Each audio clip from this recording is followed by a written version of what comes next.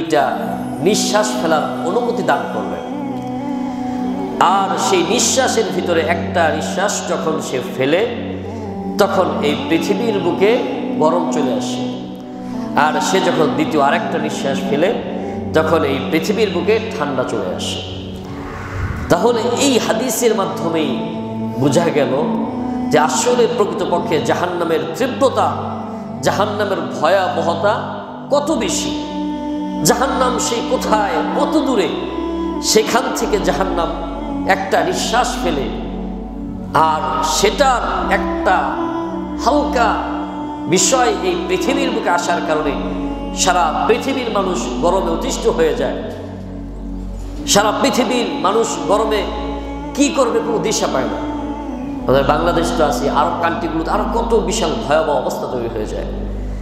আবার ঠিক তদ্রূপভাবে এই জাহান্নামের একটা নিঃশ্বাসের একটা বাতাস শুধুমাত্র এই পৃথিবীর বুকে আসার কারণে কোথাও কোথাও পৃথিবীর একেবারে মাইনাস অবস্থা হয়ে যায়, যে মানুষ তাদের ঘর থেকে যখন বের হয় দেখে যে বাহিরে পুরাটা শীতের কারণে বরফ হয়ে গেছে, চালে বরফ, গাড়ির উপরে বরফ, সব জায়গায় বরফ, শুধুমাত্র এই জাহান্নামের ওই একটা নিঃশ্বাসের ফলে।